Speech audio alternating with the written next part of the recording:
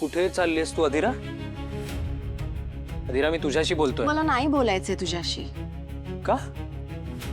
एवढं चिडायला काय झालं तुला? काहीच झालं नाही. हा आता इथे इथे काहीच नाही झालं. हे हे असं रिॲक्ट करणं एवढं काहीच नव्हतं झालं अधीरा. मग ठीक आहे फाईन. मग मग बोलायला काही पुरतच नाही ना. This is not fair Adhira. This is not fair. तुम्ही मस्करी करत होतो, वातावरण चिल करायचा प्रयत्न करत होतो, पण तरी सुद्धा तू माझ्यावर चिडतेस. हे बरोबर नाहीये. Enough enough. हे बघ रोम, तू आता काहीच बोलू नकोस कारण ना माझं डोकं फिरलेलं आहे. सो तू परत काहीतरी बोलशील आणि मी परत तुला काहीतरी बोलेन आणि तू हर्ट होशील. हर्ट होशील? मी ऑलरेडी हर्ट झालोय तुझ्यामुळे. सिरियसली रोम, तू ऑल पीपल तू हर्ट झालास. ओके अधीरा ऐक ना, तू प्लीज एकदा माझं. हो आणि समजून घे. Right, I knew it. हेच म्हणणार, मला माहिती होतं. तेच करतेय मी. जेव्हापासून मी या घरी आले ना तेव्हापासून मी समजूनच घेते. मी तुला समजून घेते, मी आईला समजून घेते. आई कशाही वागतात, कशाही बोलतात आणि मी ते समजून घेते. कसं वागता यार तुम्ही, कसे बोलता.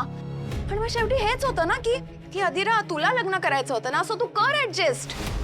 हो करायचं होतं लग्न मला आणि हो करतेय मी ऍडजस्ट. सगळं ऍडजस्ट करतेय मी. फॉर गॉड सेक रो, या रिलेशनशिप मध्ये मी एकटी नाहीये, तू पण आहेस. अधीरा अगं तू कुठून कुठे चालली आहेस? काय झालंय तुला नक्की? डिसअपॉइंटमेंट. डिसअपॉइंट झाली मी.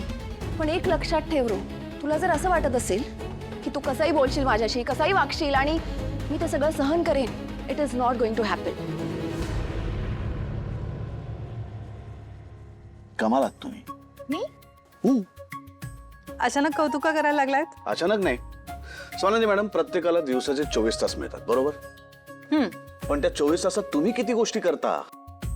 म्हणजे बघा, तुम्ही घर सांभाळता, आमच्या सगळ्यांची काळजी घेता, नोकरी करता, वृद्धाश्रमात जाता, शिवाय तुम्हाला प्रपोज करताना जी झाडं तुम्ही लावली होतीत ना त्या झाडांची सुद्धा तिथे जाऊन काळजी घेता.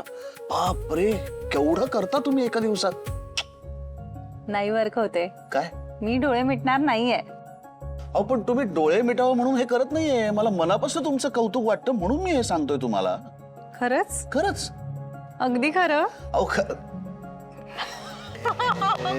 तुम्ही हरलात. येस, मी जिंकले. अगदी खरं. सोनाली मॅडम, खरं सांगू का, मी रोज तुमच्यासाठी हारायला तयार आहे.